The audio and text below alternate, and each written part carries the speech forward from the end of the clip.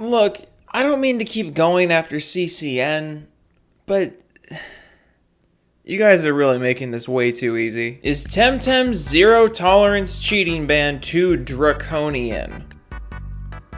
Draconian. And before we go any further, let's just lay the groundwork for what draconian actually means. So that way everyone watching this video will be more informed than the author of this article. Draconian. Excessively harsh and severe. And the word comes from a 7th century Greek legislator named Draco, who replaced the prevailing system of oral law and blood feud by a written code to be enforced only by a court of law. You can read up on his laws. I'll throw something on the screen right now. Yeah, this dude was a hard ass. That's kind of why we named a word after him. So this article is regarding Temtem, which is honestly, I know nothing about this game. I haven't played it very much. All I know is that it's a Pokemon-inspired MMO thing, and a bunch of Nintendo fanboys got really mad about it. But I also know that the developers are taking cheating extremely seriously, and not too long ago they had a big ban wave. And apparently that's a problem for William Worrell. Damn, that's actually a cool name. William Worrell. It's like the reporter in a Spider-Man movie. Temtem is a Pokemon-like MMO that was released in late January 2020 to rave reviews. The game's developer has been waging a vicious war against cheaters, banning nearly 900 in one fell swoop. While it's good to see a company taking a stand against cheaters, is it possible Temtem is taking this too far? Yes, banning cheaters. The thing we literally just established is a good thing. It's actually a bad thing, guys. CCN has got their finger on the pulse of the internet here. Because not only is it a good thing to ban cheaters, it's also a bad thing to ban cheaters. Honestly, it blows my mind that more people aren't memeing this website. Like, seriously, go to CCN. This entire website is a goldmine. Temtem has been a smash hit since its release 2 weeks ago. It appears that the Pokemon-like MMO has already attracted a fair amount of shady activity. But the developers are sending a message that cheaters will quickly come face to face with the ban hammer. And it really is confusing to me how anyone can see this as a controversial stance or something. Yeah, if you're the developer of a game and it's an ongoing multiplayer game, it's an MMO even, yeah, you want to get rid of cheaters, you want to get rid of exploiters, and that's why whenever you start an online game, they have that big old terms and conditions and user agreements and stuff. Every game has them, and if you break them, you face the consequences. They then show a screenshot of Temtem's tweet after the big ban wave from early February. We just completed our first batch of banned users. Almost 900 players have been permanently banned from Temtem. Bans are final. We won't answer or review any ban appeal. We've made 100% sure that every banned user is either a cheater or has abused exploits intentionally. And this is the approach that every game should take. Every developer should be taking cheating this seriously. How many games have been ruined, or just maybe not ruined, but had their growth stifled because of cheaters? I remember back when PUBG first started, that game took forever to really blow up because there was just such a massive cheating problem. Same with Apex Legends. The first month or so of Apex Legends was awful because of the cheating. And the cheating is still pretty bad in that game. Honestly, like, as much as I love Apex Legends, holy shit, Respawn, the cheating in your game is unacceptable. But yes, if you break the terms and conditions, if you cheat in an online game, if you intentionally abuse bugs and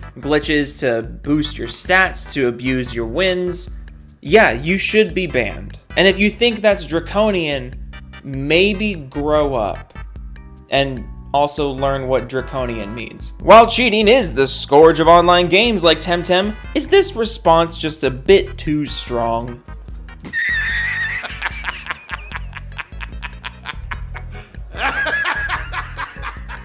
It makes the experience worse for everyone when someone uses software to exploit at an online game. And what's the point? There's almost always no real incentive to cheat, unless you like lying to yourself and everyone else, of course. In which case, enjoy your hollow victories. I don't know, CCN, you're starting to sound kind of draconian with the way that you're justifying this article. Some companies, such as Valve, take a hardline stance against cheaters, but most developers offer recalcitrant players a second chance, or at least a path out.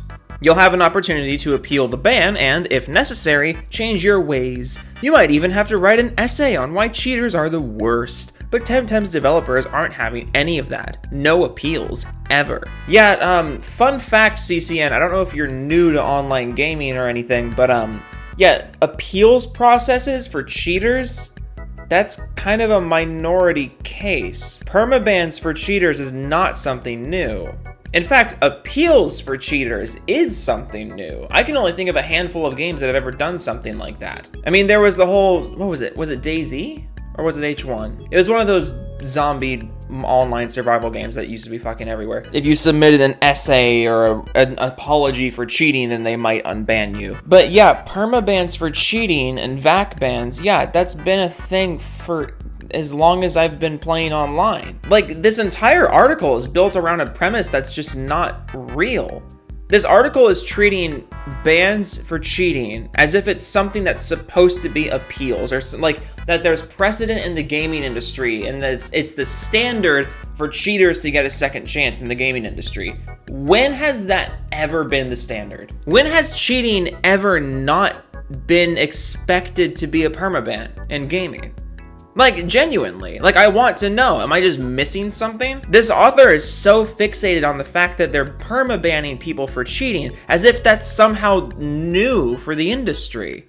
Or as if somehow developers have never thought of that before. The Temtem approach might seem a bit draconian. Again, reminder of what draconian actually means. Especially since some of the cheaters were just abusing bugs in the early access game, not running third-party software. It's funny that you word it that way because you also said abusing.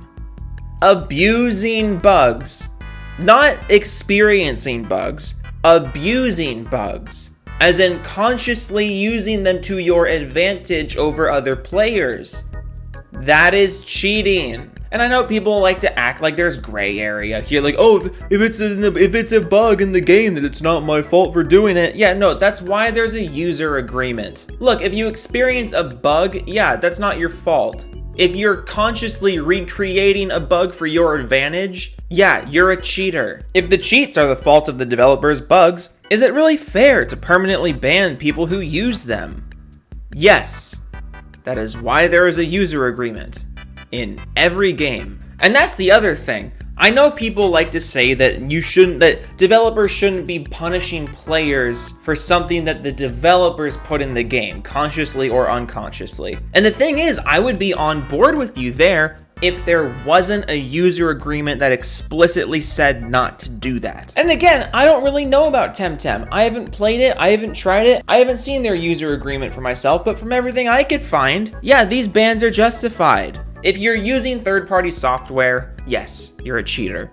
If you're intentionally using bugs to exploit the game and to get an advantage over other players who aren't exploiting bugs, yeah, you're a cheater. And you had every warning from the developers that this was going to happen. I never thought I would see the day where games journalists are literally advocating for less clean online games. What year is it?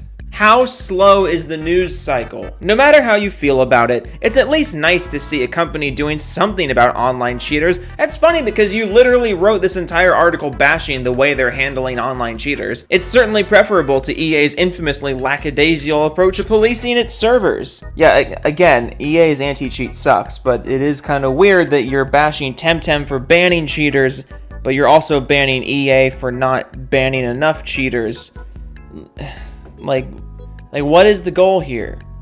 What do you want? At least when you play Temtem, you can be sure no one else is cheating. Yeah, it's almost like that's a good thing. With zero tolerance policies this harsh, it's far too risky to bend the rules and see what you can get away with. Temtem is looking more and more like the answer. Look, I'm like 95% convinced this author just thought of a headline and they wanted to appear really smart and use the word draconian, so they just wrote the article around that. Because this article it's so inconsistent and flimsy, and there's no substance, there's no backbone to this. Like, banning cheaters is a good thing, but also banning cheaters is too harsh, but EA isn't good enough because they're not banning enough cheaters, but Temtem is a great game because we're sure there's no cheaters. I swear to God, like, did you just want to seem smart with your wording? Like, is that really what this came down to? I wouldn't be surprised with just how vacuous this entire fucking website is. Like, I swear, there's a new article every other day that I could respond to, and I'd make a conscious effort not to because I feel like I've just been kind of picking on them a little too much. But I mean, if they're gonna keep putting articles like this out, I'm gonna keep doing it. I just never thought I'd see the day where games journalists were actually defending cheaters in online games. Again, how slow was the news cycle this day? Oh well. Toodles.